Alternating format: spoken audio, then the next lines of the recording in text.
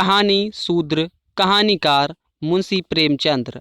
माँ और बेटी एक झोपड़ी में गांव के उस सिरे पर रहती थीं। बेटी बाग से पत्तियां बटोर लाती, माँ भाड़ झोंकती।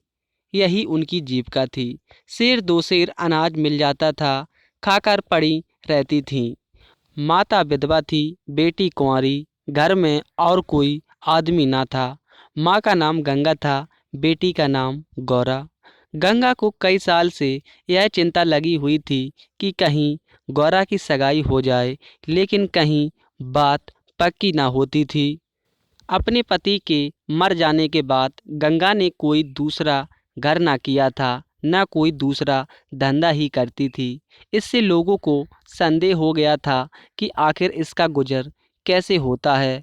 और लोग तो छाती फाड़ फाड़ कर काम करते हैं, फिर भी पेट भर कर अन्न मैसर नहीं होता है। यह स्त्री कोई धंधा नहीं करती, फिर भी माँ बेटी आराम से रहती हैं, किसी के सामने हाथ नहीं फैलाती। इसमें कुछ ना कुछ रहस्य अवश्य है। धीरे धीरे यह संदेह और भी दृढ़ हो गया और अब तक जीवित था। बिरादरी में कोई गौरा से सगाई करने पर राजी ना होता था। शूद्रों की बिरादरी बहुत छोटी होती है, 10-5 कोस से अधिक उसका क्षेत्र नहीं होता। इसीलिए एक दूसरे के गुण दोष किसी से छिपे नहीं रहते, उन पर पर्दा ही डाला जा सकता है। इस भ्रांति को शांत करने के लिए माँ ने बेटी के साथ कई तीर्थ यात्राएं की। उड़ीसा तक हो आई, लेकिन संदेह न मिटा। गौरा युवती थी, सुंदरी थी, पर उसे किसी ने कुएं पर या खेतों में हंसते बोलते नहीं देखा। उसकी निगाहें कभी ऊपर उठती ही ना थी। लेकिन ये बातें भी संदेह को और पुष्ट करती थी। अवश्य कोई ना कोई रहस्य है। कोई युवती इतनी सती नहीं हो सकती। कुछ गुपचुप की बात अवश्य है। यूं ही दिन गुजरते जाते थे। बुढ़िया दिनों दिन चिंता में घुल रही थी। उधर सुंदरी की मुख छवि दिनों दिन निहरती जाती थी। कली खिलकर फूल हो रही थी। एक दिन एक परदेसी गांव से होकर निकला, 10-12 कोस से आ रहा था। नौकरी की खोज में कलकत्ता जा रहा था। रात हो गई। किसी कहार का घर पूछता हुआ गंगा के घर आया। गंगा ने उसका खूब आदर सत्कार किया, उसके लिए गेहूं का आटा लाई, घर से बर्तन निकाल कर दिए। कहार ने पकाया, खाया, लेटा, बातें होने लगीं। सगाई की चर्चा छिड़ गई। कहार जवान था। गौरा पर निगाह पड़ी, उसका रंग ढंग देखा, उसकी सजल छवि आंखों में खूब गई। सगाई करने पर राजी हो गया। लौटकर घर चला गया। 2-4 गहने अपनी बहन के यहाँ से लाया। गांव के बजाज ने कपड़े उधार दे दिए। 2-4 भाई बंधुओं के साथ सगाई करने आ पहुंचा। सगाई हो गई, यहीं रहने लगा। गंगा बेटी और दामाद को आंखों से दूर ना कर सकती थी, परंतु 10 ही 5 दिनों में मंगरू के कानों में इधर उधर की बातें पड़ने लगी। सिर्फ बिरादरी के ही नहीं, अन्य जाति वाले भी उनके कान भरने लगे। ये बातें सुन सुनकर मंगरू पछताता था कि नाक ही यहाँ फंसा।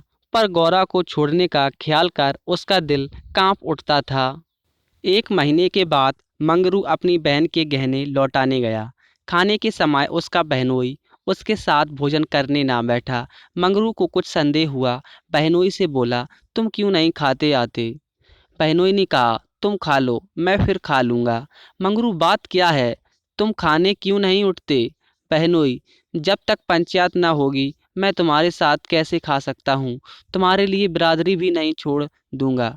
किसी से पूछा न गाछा, जाकर एक हरजाई से सगाई कर ली। मंगरू चौके पर उठ आया, मिर्जाई पहनी और ससुराल चला आया। बहन खड़ी रोती रह गई। उसी रात को वह किसी से कुछ कहे सुने बगैर गौरा को छोड़कर कहीं चला गया। गौरा नींद में मग्न थी। उसे क्या खबर थी कि वह रत्न जो मैंने इतनी तपस्या के बाद पाया है, मुझे सदा के लिए छोड़े चले जा रहा है। कई साल बीत गए, मंगरू का कुछ पता ना चला, कोई पत्र तक ना आया। पर गौरा बहुत प्रसन्न थी। वह मांग में सिंदूर डालती, रंग बिरंग के कपड़े पहनती और अधरों पर मिस्सी के धड़े जमाती। मंगरू भजनों की एक पुरानी किताब छोड़ गया था, उसे कभी कभी पढ़ती और गाती।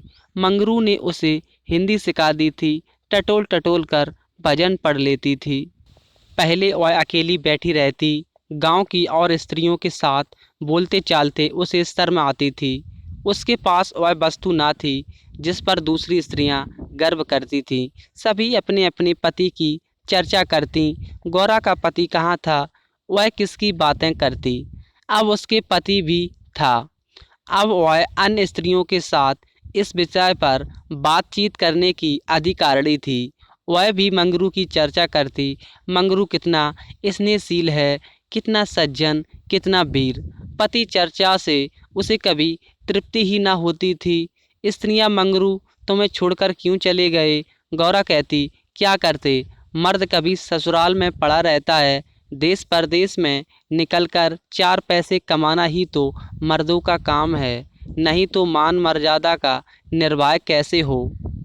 जब कोई पूछता चिट्ठ पत्री क्यों नहीं भेजते, तो हंसकर कहती, अपना पता ठिकाना बताने में डरते हैं, जानते हैं ना, गौरा आकर सिर पर सवार हो जाएगी। सच कहती हूँ, उसका पता ठिकाना मालूम हो जाए तो यहाँ मुझसे एक दिन भी ना रहा जाए। वह बहुत अच्छे कहते हैं कि मेरे पास चिट्ठी पत्री नहीं भेजते। बेचारे परदेश में कहाँ घर गृहस्थी संभालते फिरेंगे। एक दिन किसी सहेली ने कहा, हम ना मानेंगे, तुझसे ज़रूर मंगरू से झगड़ा हो गया है, नहीं तो बिना कुछ कहे सुने क्यों चले जाते। गौरा ने हंसकर कहा, बहन, अपने देवता से भी कोई झगड़ा करता है, वह मेरे मालिक है, भला मैं उनसे झगड़ा करूंगी? जिस दिन झगड़े की नौबत आएगी कहीं डूब मरोगी। मुझसे कहकर जाने पाते, मैं उनके पैरों में लिपट ना जाती। एक दिन कलकत्ता से एक आदमी आकर गंगा के घर ठहरा। पास ही के किसी गांव में अपना घर बताया। कलकत्ता में वह मंगरू के पड़ोस ही में रहता है। मंगरू ने उससे गौरा को अपने साथ लाने को कहा था। 2 साड़ियाँ और राय खर्च के लिए रुपए भी भेजे थे। गौरा फूली ना समाई, बूढ़े ब्राह्मण के साथ चलने को तैयार हो गई। चलते वक्त वह गांव की सब औरतों से गले मिली। गंगा उसे स्टेशन तक पहुंचाने गई। सब कहते थे, बेचारी लड़की के भाग जग गए, नहीं तो यहाँ कुड़ कुड़ कर मर जाती।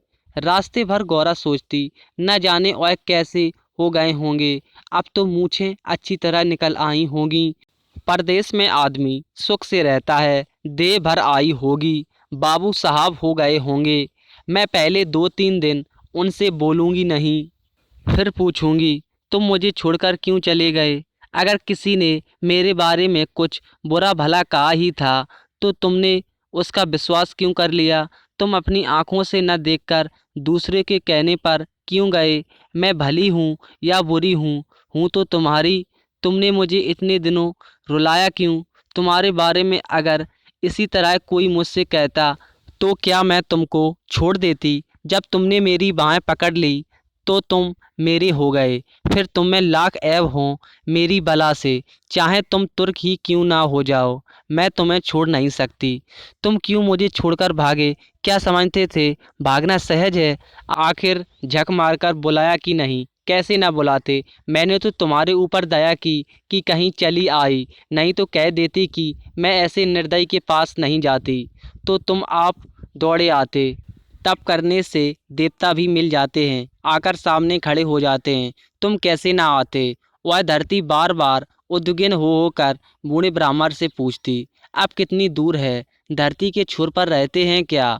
और भी कितनी ही बातें वह पूछना चाहती थी, लेकिन संकोच बस ना पूछ सकती। मन ही मन अनुमान करके अपने को संतुष्ट कर लेती थी। उसका मकान बड़ा सा होगा, शहर में लोग पक्के घरों में रहते हैं, जब उनका साहब इतना मानता है तो नौकर भी होगा। मैं नौकर को भगा दूंगी। मैं दिन भर पड़े पड़े क्या किया करूंगी? बीच बीच में उसे घर की याद भी आ जाती थी। बेचारी अम्मा रोती होंगी। अब उन्हें घर का सारा काम आप ही करना पड़ेगा। न जाने बकरियों को चराने ले जाती हैं या नहीं, बेचारी दिन भर मैं करती होंगी। मैं अपनी बकरियों के लिए महीने महीने रुपए भेजूंगी। जब कलकत्ता से लौटूंगी तब सबके लिए साड़ियाँ लाऊंगी, तब मैं इस तरह थोड़े लौटूंगी। मेरे साथ बहुत सा असवाब होगा, सबके लिए कोई ना कोई सौगात लाऊंगी। तब तक तो बहुत सी बकरियां हो जाएंगी। यही सुख स्वप्न देखते देखते गौरा ने सारा रास्ता काट दिया।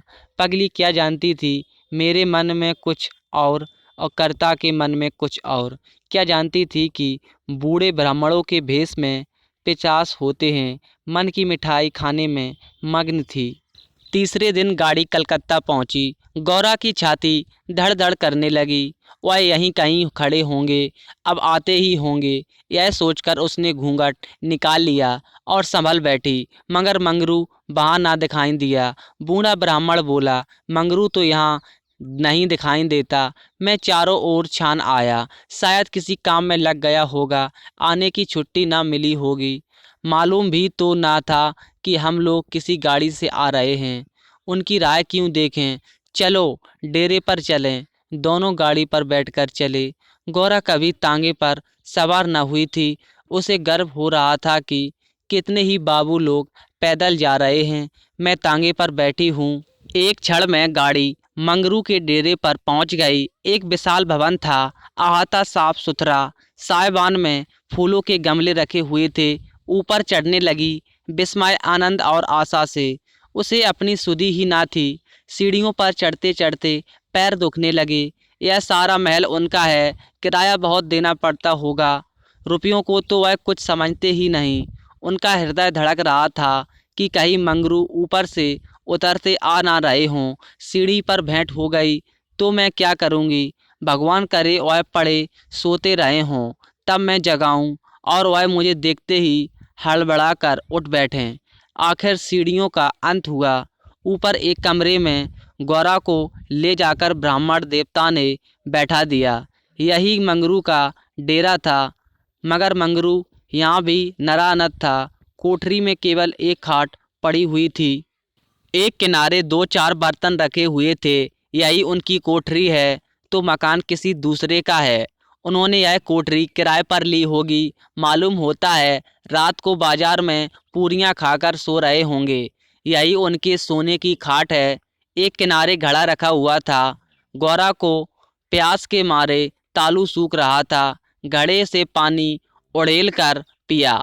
एक किनारे पर एक झाड़ू रखा था। गौरा रास्ते की थकी थी, पर प्रेमोल्लास में थकन कहाँ। उसने कोठरी में झाड़ू लगाया, बर्तनों को धो धोकर एक जगह रखा। कोठरी की एक एक वस्तु, यहाँ तक कि उसकी फर्श और दीवारों में उसे आत्मीयता की झलक दिखाई देती थी। उस घर में भी जहाँ उसे अपने जीवन के 25 वर्ष काटे थे, उसे अधिकार का ऐसा गौरव युक्त आनंद न प्राप्त हुआ था। मगर उस कोठरी में बैठे बैठे उसे संध्या हो गई और मंगरू का कहीं पता नहीं। अब छुट्टी मिली होगी। सांझ को सब जगह छुट्टी हो जाती है। अब वह आ रहे होंगे। मगर बूढ़े बाबा ने उनसे कह तो दिया ही होगा। वह क्या अपने साहब से थोड़ी देर की छुट्टी ना ले सकते थे। कोई बात होगी तभी तो नहीं आए। अंधेरा हो गया। कोठरी में दीपक ना था। गौरा दौर पर खड़ी पति की बाट देख रही थी। जाने पर बहुत से आदमियों के चढ़ने उतरने की आहट मिलती। बार बार गौरा को मालूम होता था कि वह आ रहे हैं, पर इधर कोई नहीं आता था। 9 बजे बूढ़े बाबा आए। गौरी ने समझा मंगरू है। झटपट कोठरी से बाहर निकल आई। देखा तो ब्राह्मण। बोली, वह कहाँ रह गए बूढ़ा? उनकी तो यहाँ से बदली हो गई। दफ्तर में गया था तो मालूम हुआ कि वह अपने साहब के साथ यहाँ से कोई 8 दिन की राय पर चले गए। उन्होंने साहब से बहुत हाथ पैर जोड़े कि मुझे 10 दिन की मोहलत दे दीजिए, लेकिन साहब ने एक ना मानी। मंगरू यहाँ लोगों से कह गए हैं कि घर के लोग आए तो मेरे पास भेज देना। अपना पता दे गए हैं। कल मैं तुम्हें यहाँ से जहाज पर बैठा दूंगा।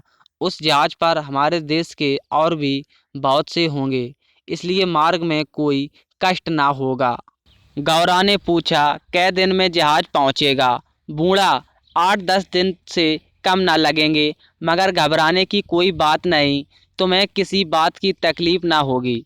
अब तक गौरा को अपने गांव लौटने की आशा थी कभी न कभी वह अपनी पति को वहाँ अवश्य खींच ले जाएगी। लेकिन जहाज पर बैठाकर उसे ऐसा मालूम हुआ कि अब फिर माता को ना देखूंगी, फिर गांव के दर्शन ना होंगे। देश से सदा के लिए नाता टूट रहा है। देर तक खाट पर खड़ी रोती रही। जहाज और समुद्र को देखकर उसे भय हो रहा था, हृदय दहल जाता था। शाम को जहाज खुला। उस समय गौरा का हृदय एक अक्षय भय से चंचल हो उठा। थोड़ी देर के लिए नैराश्य ने उस पर अपना आतंक जमा लिया। न जाने किस देश जा रही हूँ, उनसे भेंट भी होगी या नहीं, उन्हें कहाँ खोजती फिरूंगी, कोई पता ठिकाना भी तो नहीं मालूम। बार बार पछताती थी कि एक दिन पहले क्यों ना चली आई। कलकत्ता में भेंट हो जाती तो मैं उन्हें वहाँ कभी ना जाने देती। जहाज पर और कितने ही मुसाफिर थे, कुछ स्त्रियां भी थीं। उनमें बराबर गाली गलौज होती रहती थी, इसलिए गौरा को उनसे बातें करने की इच्छा न होती थी। केवल एक स्त्री उदास दिखाई देती थी। गौरा ने उससे पूछा, तुम कहाँ जाती हो बहन? उस स्त्री की बड़ी बड़ी आंखें सजल हो गईं। बोली, कहाँ बताऊँ बहन, कहाँ जा रही हूँ? जहाँ भाग लिए जाता है वहीं जा रही हूँ। तुम कहाँ जाती हो? गौरा, मैं तो अपने मालिक के पास जा रही हूँ। जहाँ यह जहाज रुकेगा वह वहीं नौकर हैं। मैं कल आ जाती तो उनसे कलकत्ता में ही भेंट हो जाती। आने में देर हो गई। क्या जानती थी कि वह इतनी दूर चले जाएंगे? नहीं तो क्यों देर करती? स्त्री, अरे बहन, कहीं तुम्हें भी तो कोई बहका कर नहीं लाया? तुम घर से किसके साथ आई हो? गौरा, मेरे आदमी ने कलकत्ता से आदमी भेजकर मुझे बुलाया था। स्त्री, वह आदमी तुम्हारी जान पहचान का था? गौरा, नहीं, उस तरफ का एक बूढ़ा ब्राह्मण था। स्त्री, वही लंबा सा दुबला पतला लकलक बूढ़ा जिसकी एक आंख में फूली पड़ी हुई है? गौरा, हाँ हाँ वही। क्या तुम उसे जानती हो? स्त्री, उसी दुष्ट ने तो मेरा भी सर्वनाश किया है। ईश्वर करे उसकी सातों पुस्तकें नरक भोगें, उसका निर्वस हो जाए, कोई पानी देने वाला भी ना रहे, कोड़ी होकर मरे। मैं अपना वृत्तांत सुनाऊं तो तुम समझोगी कि झूठ है, किसी को विश्वास ना आएगा। क्या कहूँ, बस सही समझ लो कि इसके कारण मैं न घर की रह गई न घाट की। किसी को मुँह नहीं दिखा सकती, मगर जान तो पड़ी प्यार होती है। मिर्च के देश जा रही हूँ कि वहीं मेहनत मजदूरी करके जीवन के दिन काटूं। गौरा के प्राण नभों में समा गए। मालूम हुआ जहाज अथाह जल में डूबा जा रहा है। समझ गई बूढ़े ब्राह्मण ने दगा की। अपने गांव में सुना करती थी कि गरीब लोग मिरीच में भर्ती होने के लिए जाया करते हैं, मगर जो वहां जाता है वह फिर नहीं लौटता। हे भगवान, तुमने मुझे किस पाप का यह दंड दिया? बोली, यह सब क्यों लोगों को इस तरह छलकर मिरीच भेजते हैं? स्त्री, रुपये के लोभ से और किस लिए? सुनती हो, आदमी पीछे इन सभी को कुछ रुपए मिलते हैं। गौरा, मंजूरी। गौरा सोचने लगी, अब क्या करूं?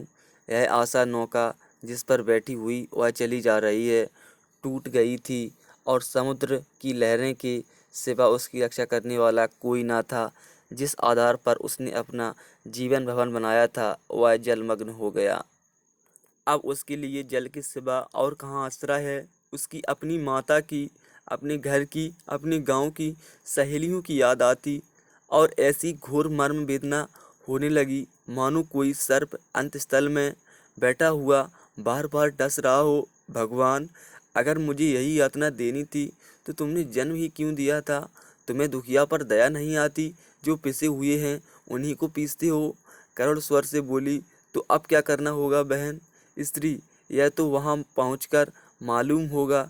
अगर मंजूरी ही करनी पड़ी तो कोई बात नहीं, लेकिन अगर किसी ने कुदृष्टि से देखा तो मैंने निश्चय कर लिया कि या तो उसी के प्राण ले लूँगी या अपने प्राण दे दूँगी। यह कहते कहते उसे अपना वृत्तांत सुनाने की उत्कल इच्छा हुई जो दुखियों को हुआ करती है। बोली, मैं बड़े घर की बेटी हूँ और उससे भी बड़े घर की बहू हूँ, पर अभागिनी। विवाह के तीसरे ही साल पतिदेव का देहांत हो गया। चित्त ही कुछ ऐसी दशा हो गई कि नित्य मालूम होता है कि वह मुझे बुला रहे हैं। पहले तो आंख झपकते ही उनकी मूर्ति सामने आ जाती थी, लेकिन फिर तो यह दशा हो गई कि जागृत दशा में भी रह रहकर उनके दर्शन होने लगे। बस यही जान पड़ता था कि वह साक्षात खड़े बुला रहे हैं। किसी से शर्म के मारे कहती ना थी, पर मन में यह शंका होती थी कि उनका जब देहावसान हो गया है तो वह मुझे दिखाई कैसे देते हैं। मैं इसे भ्रांति समझकर चित्त को शांत न कर सकती। मन कहता था, जो वस्तु प्रत्यक्ष दिखाई देती है वह मिल क्यों नहीं सकती, केवल वह ज्ञान चाहिए। साधु महात्माओं के सिवा ज्ञान और कौन दे सकता है। मेरा तो अभी विश्वास है कि अभी ऐसी क्रियाएं हैं जिनसे हम मरे हुए प्राणियों से बातचीत कर सकते हैं, उनको स्थूल रूप में देख सकते हैं। महात्माओं की खोज में रहने लगी। मेरे यहाँ अक्सर साधु संत आते थे, उनसे एकांत में इस विषय में बातें किया करती थी, पर वे लोग सदुपदेश देकर मुझे टाल देते थे। मुझे सदुपदेशों की ज़रूरत न थी। मैं वैन धर्म खूब जानती थी। मैं तो वह ज्ञान चाहती थी जो जीवन और मरण के बीच का पर्दा उठा दे। 3 साल तक मैं इसी खेल में लगी रही। 2 महीने होते ही वही बूढ़ा ब्राह्मण सन्यासी बना हुआ मेरे यहाँ जा पहुँचा। मैंने इससे वही भिक्षा मांगी। इस धूर्त ने कुछ ऐसा मायाजाल फैलाया कि मैं आंखें रहते हुए भी फंस गई। अब सोचती हूँ तो अपने ऊपर आश्चर्य होता है कि मुझे उसकी बातों पर इतना विश्वास क्यों हुआ। मैं पति दर्शन के लिए सब कुछ झेलने को, सब कुछ करने को तैयार थी। इसने रात को अपने पास बुलाया। मैं घर वालों से पड़ोसन के घर जाने का बहाना करके इसके पास गई। एक पीपल से इसकी धुई जल रही थी। उस विमल चांदनी में यह जटाधारी ज्ञान और योग का देवता सा मालूम होता था। मैं आकर धुई के पास खड़ी हो गई। उस समय यदि बाबा जी मुझे आग में कूद पड़ने की आज्ञा देते तो मैं तुरंत कूद पड़ती। इसने मुझे बड़े प्रेम से बैठाया और मेरे सिर पर हाथ रखकर न जाने क्या कर दिया कि मैं बेसुध हो गई। फिर मुझे कुछ मालूम नहीं कि मैं कहाँ गई, क्या हुआ। जब मुझे होश आया तो मैं रेल पर सवार थी। जी में आया कि चिल्लाऊं, पर यह सोचकर कि अब गाड़ी रुक भी गई और मैं उतर भी पड़ी तो घर में घुसने न पाऊंगी, मैं चुपचाप बैठी रह गई। मैं परमात्मा की दृष्टि से निर्दोष थी, पर संसार की दृष्टि में कलंकित हो चुकी थी। रात को किसी युवती का घर से निकल जाना कलंकित करने के लिए काफ़ी था। जब मुझे मालूम हो गया कि सब मुझे टापू में भेज रहे हैं तो मैंने जरा भी आपत्ति नहीं की। मेरे लिए अब सारा संसार एक सा था। जिसका संसार में कोई ना हो उसके लिए देश परदेश दोनों बराबर हैं। हाँ, यह पक्का निश्चय कर लूँगी कि मैं मरते दम तक अपने सत की रक्षा करूँगी। विधि के हाथ में मृत्यु से बढ़कर कोई यातना नहीं। विधवा के लिए मृत्यु का क्या भय, उसका तो जीना और मरना दोनों बराबर हैं, बल्कि मर जाने से जीवन की विपत्तियों का तो अंत हो जाएगा। गौरा ने सोचा, इस स्त्री में कितना धैर्य और साहस है, फिर मैं क्यों इतनी कातर और निराश हो रही हूँ। जब जीवन की अभिलाषाओं का अंत हो गया है तो जीवन के अंत का क्या डर। भूली बहन, हम और तुम एक जगह रहेंगी, मुझे तो अब तुम्हारा ही भरोसा है। स्त्री ने कहा, भगवान का भरोसा रखो और मरने से मत डरो। सघन अंधकार छाया हुआ था। ऊपर काला आकाश था, नीचे काला जल। गौरा आकाश की ओर ताक रही थी, उसकी संगिनी जल की ओर। उसके सामने आकाश के कुसुम थे, इसके चारों ओर अनंत अखंड अपार अंधकार था। जहाज के उतरते ही एक आदमी ने यात्रियों के नाम लिखने शुरू किए। इनका पहनावा तो अंग्रेजी था, पर बातचीत से हिंदुस्तानी मालूम होता था। गौरा सिर झुकाए अपनी संगिनी के पीछे खड़ी थी। उस आदमी की आवाज़ सुनकर वह चौंक पड़ी। उसने दंगी आंखों से उसकी ओर देखा। उसके समस्त शरीर में सनसनी दौड़ गई। क्या स्वप्न तो नहीं देख रही हूँ। आंखों पर विश्वास न आया। फिर उस पर निगाह डाली। उसकी छाती बेग से धड़कने लगी, पैर थर थर काँपने लगे। ऐसा मालूम होने लगा मानो चारों ओर जल ही जल है और उसमें वही जा रही हूँ। उसने अपनी संगिनी का हाथ पकड़ लिया, नहीं तो जमीन में गिर पड़ती। उसके सम्मुख वही पुरुष खड़ा था जो उसका प्राणधार था और जिससे इस जीवन में भेंट होने से उसे लेस मात्र भी आशा न थी। यह मंगरू था, इसमें जरा भी संदेह न था। हाँ, उसकी सूरत बदल गई थी। यौवन काल का वह कांतिमय साहस सदा छवि नाम की भी ना थी। बाल खिचड़ी हो गए थे, गाल पिचके हुए, लाल आंखों से कुवासना और कठोरता झलक रही थी। पर था वह मंगरू। गौरा के जी में प्रबल इच्छा हुई कि स्वामी के पैर से लिपट जाऊं। चिल्लाने का जी चाहा, पर संकोच ने मन को रोका। बूढ़े ब्राह्मण ने बहुत ठीक कहा था। स्वामी ने अवश्य मुझे बुलाया था और आने से पहले यहाँ चले आए। उसने अपनी संगनी के कान में कहा, बहन तुम उस ब्राह्मण को व्यर्थ ही बुरा कह रही थी। यही तो वह है जो यात्रियों के नाम लिख रहे हैं। स्त्री सच खूब पहचानी हो। गौरा बहन, क्या इसमें भी हो सकता है?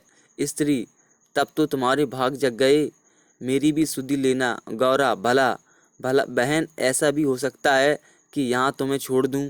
मंगरू यात्रियों से बात बात पर बिगड़ता था, बात बात पर गालियाँ देता था। कई आदमियों को ठोकर मारे और कई को केवल गांव का जिला ना बता सकने का धक्का देकर गिरा दिया। गौरा मन ही मन गड़ी जाती थी। साथ ही अपने स्वामी के अधिकार पर उसे भी गर्व हो रहा था। आखिर मंगरू उसके सामने आकर खड़ा हो गया और कुचेष्टापूर्ण नेत्रों से देखकर बोला, तुम्हारा नाम क्या है? गौरा ने कहा, गौरा।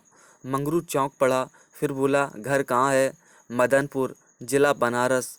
यह कहते कहते हंसी आ गई। मंगरू ने अबकी उसकी ओर ध्यान से देखा, तब लपक कर उसका हाथ पकड़ लिया और बोला, गौरा तुम यहाँ कहाँ?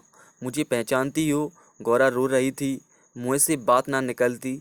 मंगरू फिर बोला, तुम यहाँ कैसे आई? गौरा खड़ी हो गई, आंसू पोंछ डाले और मंगरू की ओर देखकर बोली, तुम्ही ने तो बुला भेजा था। मंगरू, मैं तो 7 साल से यहाँ हूँ। गौरा, तुमने उसे बूढ़े ब्राह्मण से मुझे लाने को नहीं कहा था? मंगरू, कह तो रहा हूँ मैं 7 साल से यहाँ हूँ, मरने पर ही यहाँ से जाऊँगा। भला तुम्हें क्यों बुलाता? गौरा को मंगरू से इस निष्ठुरता का आशा न थी। उसने जो सोचा, अगर यह सत्य भी हो कि इन्होंने मुझे नहीं बुलाया, तो भी इन्हें मेरा यूं अपमान न करना चाहिए था। क्या वह समझते हैं कि मैं इनकी रोटियों पर आई हूँ? यह तो इतने ऊंचे स्वभाव के ना थे। शायद दर्जा पाकर इन्हें मद हो गया है। नारी सुलभ अभिमान से गर्दन उठाकर उसने कहा, तुम्हारी इच्छा हो तो यहाँ से लौट जाऊँ, तुम्हारे ऊपर भार बनना नहीं चाहती। मंगरू कुछ लज्जित होकर बोला, अब तुम यहाँ से लौट नहीं सकती गौरा, यहाँ आकर बिरला ही कोई लौटता है। यह कहकर वह कुछ देर चिंता में मग्न खड़ा रहा, मानो संकट में पड़ा हुआ हो कि क्या करना चाहिए। उसकी कठोर मुखाकृति पर दीनता का रंग झलक पड़ा। तब कातर स्वर में बोला, जब आ ही गई हो तो रहो, जैसी कुछ पड़ेगी देखी जाएगी। गौरा, जहाज फिर कब लौटेगा? मंगरू, तुम यहाँ से 5 बरस के पहले नहीं जा सकती। गौरा, क्यों? क्या कुछ जबरदस्ती है? मंगरू, हाँ, यहाँ का यही हुक्म है। गौरा, तो फिर मैं अलग मजूरी करके अपना पेट पालूंगी। मंगरू ने सजल नेत्र होकर कहा, जब तक मैं जीता हूँ तुम मुझसे अलग नहीं रह सकती। गौरा, तुम्हारे ऊपर भार बनकर ना रहूंगी। मंगरू, मैं तुम्हें भार नहीं समझता गौरा, लेकिन यह जगह तुम जैसी देवियों के रहने लायक नहीं है। नहीं तो अब तक मैंने तुम्हें कब का बुला लिया होता। वहीं बूढ़ा आदमी जिसे तुमने बहकाया, मुझे घर से आते समय पटने में मिल गया और झांसे देकर मुझे यहीं भर्ती कर दिया। तब से यहीं पड़ा हुआ हूँ। चलो मेरे घर में रहो, वहाँ बातें होंगी। यह दूसरी औरत कौन है? गौरा, यह मेरी सखी है, इन्हें भी बूढ़ा बहका लाया। मंगरू, यह तो किसी कोठी में जाएगी, इन सब आदमियों की बाँट होगी। जिसके हिस्से में जितने आदमी आएंगे उतने हर एक कोठी में भेजे जाएंगे। गौरा, यह तो मेरे साथ रहना चाहती है। मंगरू, अच्छी बात है, इन्हें भी लेती चलो। यात्रियों रकों के नाम तो लिख जा चुके हैं। मंगरू ने उन्हें एक चपरासी को सौंपकर दोनों औरतों के साथ घर की राह ली। दोनों ओर सघन वृक्षों की कतारें थी। जहाँ तक निगाह जाती थी ऊख ही ऊख दिखाई देती थी। समुद्र की ओर से शीतल निर्मल वायु के झोंके आ रहे थे। अत्यंत सुरम्य दृश्य था, पर मंगरू की निगाहें उस ओर ना थी। वह भूमि की ओर ताकता, सिर झुकाए संदिग्ध चवाल से चला जा रहा था, मानो मन ही मन में कोई समस्या हल कर रहा था। थोड़ी ही दूर गए थे कि सामने से दो आदमी आते हुए दिखाई दिए। समीप आकर दोनों रुक गए और एक ने हंसकर कहा, मंगरू, इनमें से एक हमारी, दूसरा और दूसरा मेरी। मंगरू का चेहरा तमतमा उठा। भीषण क्रोध से कांपता हुआ बोला, ये दोनों मेरे घर की औरतें हैं, समझ गए। इन दोनों ने जोर से कह कहा मारा और एक ने गौरा के समीप आकर उसका हाथ पकड़ने की चेष्टा करके कहा, यह मेरी है, चाहे तुम्हारे घर की हो चाहे बाहर की। बचा, हमें चकमा देते हो? मंगरू कासिम, इन्हें मत छेड़ो, नहीं तो अच्छा ना होगा। मैंने कह दिया मेरे घर की औरतें हैं। मंगरू की आंखों से अग्नि की ज्वाला सी निकल रही थी। वह दोनों के उसके मुख का भाव देखकर कुछ सहम गए और समझ लेने की धमकी देकर आगे बढ़े, किंतु मंगरू के अधिकार क्षेत्र से बाहर पहुंचते ही एक ने पीछे से ललकार कर कहा, देखो कहाँ लेके जाते हो। मंगरू ने उधर ध्यान नहीं दिया, जरा कदम बढ़ाकर चलने लगा। जैसे संध्या के एकांत में हम कब्रिस्तान के पास से गुजरते हैं, हमें पक पक यह शंका होती है कि कोई शब्द कान में ना पड़ जाए, कोई सामने आकर खड़ा ना हो जाए, कोई ज़मीन के नीचे से कफन ओढ़े उठ ना खड़ा हो। गौरा ने कहा, ये दोनों बड़े सोएदे हैं। मंगरू, और मैं किस लिए कह रहा था कि यह जगह तुम जैसी स्त्रियों के रहने लायक नहीं है। सहसा दाहिनी तरफ से एक अंग्रेज घोड़ा दौड़ाता आ पहुंचा और मंगरू से बोला, बेल जमादार, ये दोनों औरतें हमारी कोठी में रहेंगी, हमारी कोठी में कोई औरत नहीं है। मंगरू ने दोनों औरतों को अपने पीछे कर लिया और सामने खड़ा होकर बोला, साहब, ये दोनों हमारे घर की औरतें हैं। साहब, ओ हो, तुम झूठा आदमी, हमारे कोठी में कोई औरत नहीं है, तुम दो ले जाएगा, ऐसा नहीं हो सकता। गौरा की ओर इशारा करके इसको हमारी कोठी पर पहुंचा दो। मंगरू ने सिर से पैर तक कांपते हुए कहा, ऐसा नहीं हो सकता। मगर साहब आगे बढ़ गया था, उसके कान में बात ना पहुंची। उसने हुक्म दे दिया था और उसकी तामील करना जमादार का काम था। शेष मार्ग निर्विघ्न समाप्त हुआ। आगे मजूरों के रहने के मिट्टी के घर थे। दौरों पर स्त्री पुरुष जहाँ तहाँ बैठे हुए थे। सभी इन दोनों स्त्रियों की ओर घूरते थे और आपस में इशारे करके हंसते थे। गौरव ने देखा उनमें छोटे बड़े का लिहाज नहीं है, न किसी की आंखों में शर्म है। एक भदैसल औरत ने हाथ पर चिलम पीते हुए अपनी पड़ोसिन से कहा, 4 दिन की चांदनी फिर अंधेरा पाक। दूसरी अपनी चोटी गूंथते हुए बोली, कलोर है ना। मंगरू दिन भर दौर पर बैठा रहा, मानो कोई किसान अपने मटर के खेत की रखवाली कर रहा हो। कोठरी में दोनों स्त्रियां बैठी अपने नसीबों को रो रही थीं। इतनी देर में दोनों को यहाँ की दशा का परिचय कराया गया था। दोनों भूखी प्यासी बैठी थी। यहाँ का रंग देखकर भूख प्यास सब भाग गई थी। रात के 10 बजे होंगे कि एक सिपाही ने आकर मंगरू से कहा, चलो तुम्हें जट बुला साहब बुला रहे हैं। मंगरू ने बैठे बैठे कहा, देखो नब्बी, तुम भी हमारे देश के आदमी हो, कोई मौका पड़े तो हमारी मदद करोगे ना। जाकर साहब से कह दो मंगरू कहीं गया है, बहुत होगा जुर्माना कर देंगे।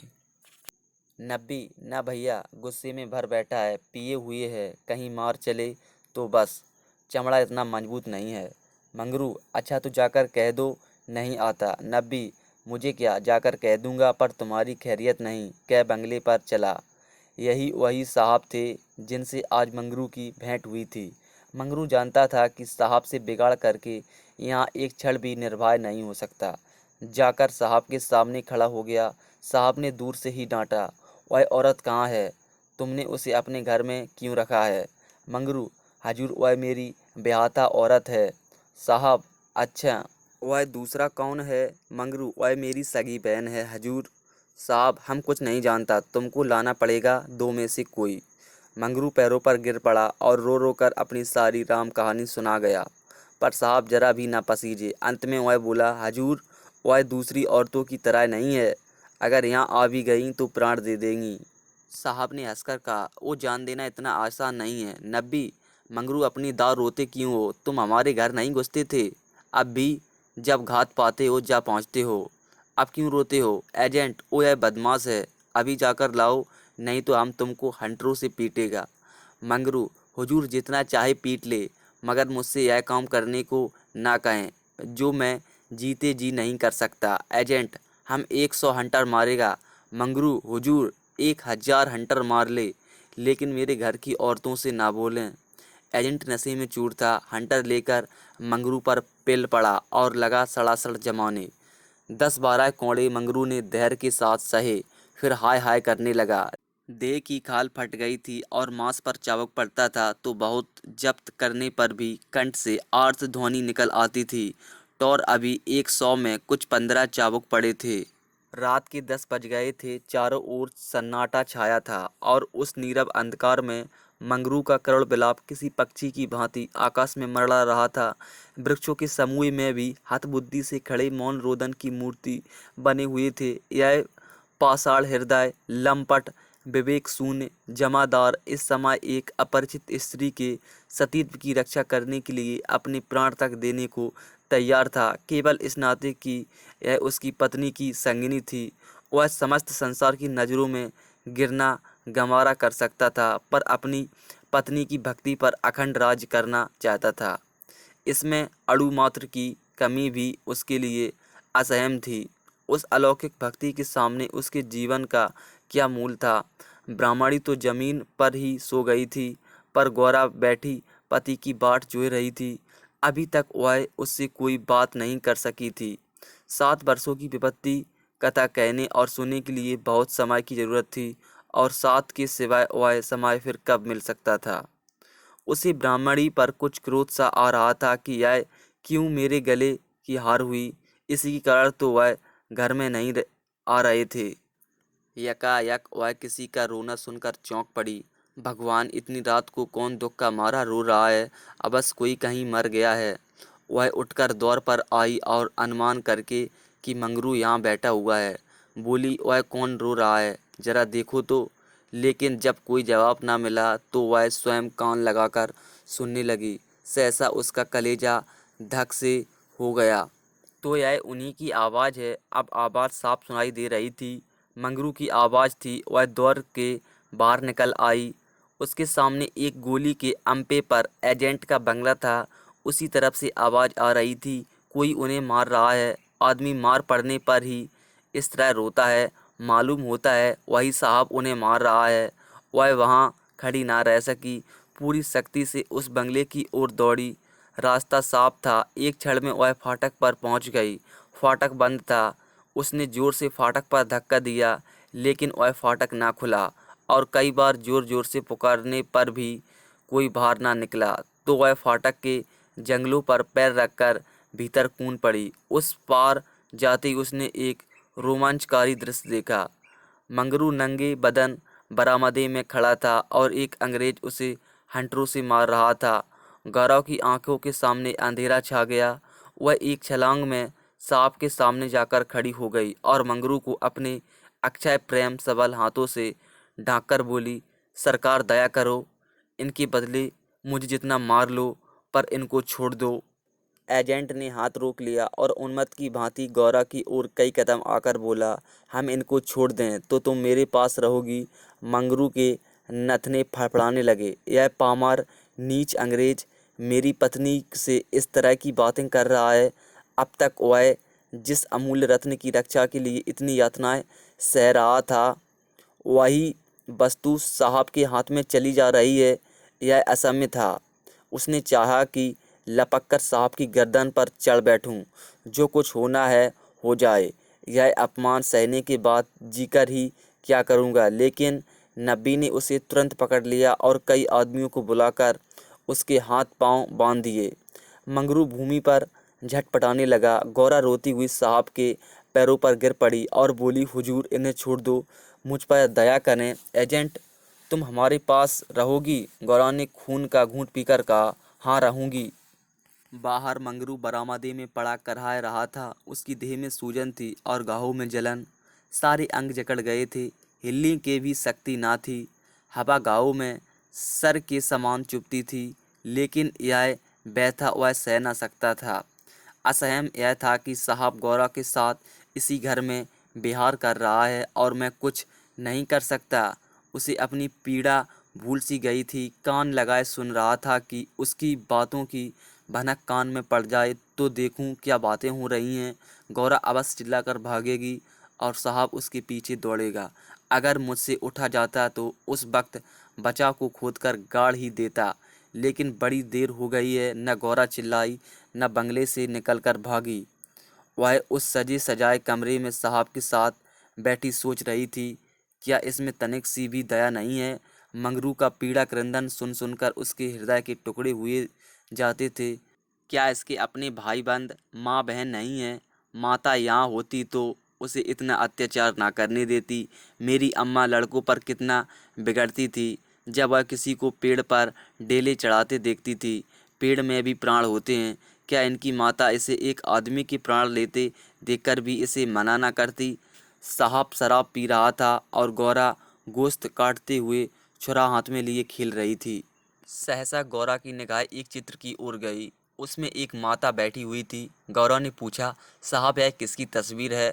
साहब ने शराब का गिलास मेज पर रखकर कहा, ओ यह हमारे खुदा की माँ मरियम है। गौरा, बड़ी अच्छी तस्वीर है। क्यों साहब, तुम्हारी माँ जीती है ना? साहब, वह मर गई। जब हम यहाँ आया तो वह बीमार हो गई। हम उसको देख भी नहीं सका। साहब ने मुखमंडल पर करुणा की झलक दिखाई दी। गौरा बोली, तब तो उन्हें बड़ा दुख हुआ होगा। तुम्हें अपनी माता का प्यार नहीं था? वह रो रो कर मर गई और तुम देखने भी नहीं गए, तभी तुम्हारा दिल कड़ा है। साहब, नहीं नहीं, हम अपनी माता को बहुत चाहता है। वैसे औरत दुनिया में ना होगी। हमारा बाप हमको बहुत छोटा सा छोड़कर मर गया था। माते ने कोयले की खान में मजूरी करके हमको पाला। गौरा, तब तो वह देवी थी। इतनी गरीबी का दुख सहकर भी तुम्हें दूसरे पर तरस नहीं आता? क्या वह दया की देवी तुम्हारी बेदर्दी देखकर दुखी न होती होगी? उनकी कोई तस्वीर तुम्हारे पास है? साहब, ओ, हमारे पास उनके कई फोटो हैं। देखो, वह उन्हीं की तस्वीर है, वह दीवार पर। गौरव ने समीप जाकर तस्वीर देखी और करुण स्वर में बोली, सचमुच देवी थी। जान पड़ता है दया की देवी है। वह तुम्हें कभी मारती थी कि नहीं? मैं तो जानती हूँ वह कभी किसी पर ना बिगड़ती होगी। बिल्कुल दया की मूर्ति है। साहब, ओ, माँ हमको कभी नहीं मारती थी। वह बहुत गरीब थी पर अपनी कमाई में कुछ ना कुछ जरूर खैरत करती थी। किसी बेबाप के बाप को देखकर उसकी आंखों में आंसू भर आते थे। वह बहुत ही दयावान थी। गौरा ने तिरस्कार के स्वर में कहा, और उसी देवी के पुत्र होकर तुम इतने निर्दयी हो। क्या वह होती तो तुम्हें किसी को इस तरह हथियारों की भांति मारने देती? वह सड़क में रो रही होगी। सड़क नरक तो तुम्हारे यहाँ भी होगा। ऐसी देवी के पुत्र कैसे हो गए? गौरा को यह बातें कहते हुए जरा भी भय न होता था। उसने अपने मन में एक दृढ़ संकल्प कर लिया था और अब उसे किसी प्रकार का भय ना था। जान से हाथ धो लेने का निश्चय कर लेने के बाद भय की छाया भी नहीं रह जाती। किंतु वह हृदय शून्य अंग्रेज इन तिरस्कारों पर आग हो जाने के बदले और भी नम्र होता जाता था। गौरा मानवीय भावों से कितनी भी अनभिज्ञ हो, पर इतना जानती थी कि अपनी जननी के लिए प्रत्येक हृदय में, चाहे वह साधु हो या कसाई, आदर और प्रेम का एक कोना सुरक्षित रहता है। ऐसा भी कोई अभागा प्राणी है जिसे मात्र स्नेह की स्मृति थोड़ी देर के लिए रुला ना देती हो, उसके हृदय में कोमल भाव को जगा ना देती हो। साहब की आंखें डबडबा गई थी, सिर झुकाए बैठा रहा। गौरा ने फिर उसी ध्वनि में कहा, तुमने उनकी सारी तपस्या धूल में मिला दी। जिस देवी ने मर मर कर तुम्हारा पालन किया, उसी के मरने के पीछे इतना कष्ट दे रहे हो? क्या इसलिए माता अपने पुत्र को अपना रक्त पिला पिला कर पालती है? अगर वह सच बोल सकती तो क्या तुम चुप बैठी रहती? तुम्हारे हाथ पकड़ सकती तो ना पकड़ती? मैं तो समझती हूँ वह जीती होती तो इस वक्त विष खाकर मर जाती। साहब, आप जब्त ना कर सके। नशे में क्रोध की भांति गिलानी का वेग सहज में ही उठ आता है। दोनों हाथों से मुँह छिपाकर साहब ने रोना शुरू किया और इतना रोया कि हिचकी बंद गई। माता के चित्र के सम्मुख जाकर वह कुछ देर तक खड़ा रहा, मानो माता से क्षमा मांग रहा हो। तब आकर आर्द्रकंठ से बोला, हमारी माता को अब कैसी शांति मिलेगा। हाय हाय, हमारे तरफ से उसको स्वर्ग में भी सुख नहीं मिला। हम कितना अभागा है। गौरा, अभी जरा देर में तुम्हारा मन बदल जाएगा और फिर तुम दूसरों पर अत्याचार करने लगोगे। साहब नहीं नहीं, अब हम मामा को कभी नहीं दुख देगा। हम अभी मंगरू को अस्पताल भेजता है। रात ही को मंगरू अस्पताल पहुंचा दिया गया। एजेंट खुद उसको पहुंचाने आया। गौरा भी उसके साथ थी। मंगरू को ज्वर हो आया था, बेहोश पड़ा हुआ था। मंगरू ने 3 दिन आंखें न खोली और गौरा तीनों दिन उसके पास बैठी रही। एक क्षण के लिए भी वहाँ से ना हटी। एजेंट भी कई बार हालचाल पूछने आ जाता और हर मर्तबा गौरा से क्षमा मांगता। चौथे दिन मंगरू ने आंखें खोली तो गौरा सामने बैठी हुई है। गौरा उसे आंखें खोलते देखकर पास आ खड़ी हुई और बोली, अब कैसा है जी? मंगरू ने कहा, तुम यहाँ कब आई? गौरा, मैं तो तुम्हारे साथ ही यहाँ आई थी, तब से यहीं हूँ। मंगरू, साहब के बंगले में क्या जगह नहीं है? गौरा, अगर बंगले की चाय होती तो रात समुद्र पार तुम्हारे पास क्यों आती? मंगरू, आकर कौन सा सुख दे दिया? तुम्हें यही करना था तो मुझे मर क्यों न जाने दिया? गौरा ने झुंझलाकर कहा, तुम इस तरह की बातें मुझसे ना करो। ऐसी बातों से मेरी देह में आग लग जाती है। मंगरू ने मुंह फेर लिया, मानो उसे गौरा की बात पर विश्वास नहीं आया। दिन भर गौरा मंगरू के पास बेदाना पानी खड़ी रही। गौरा ने कई बार उसे बुलाया, लेकिन वह चुप्पी साधे रह गया। यह संदेश युक्त निरादर कोमल हृदय गौरा के लिए असहम था। जिस पुरुष को वह देवतुल्य समझती थी, उसके प्रेम से वंचित होकर वह कैसे जीवित रह सकती थी?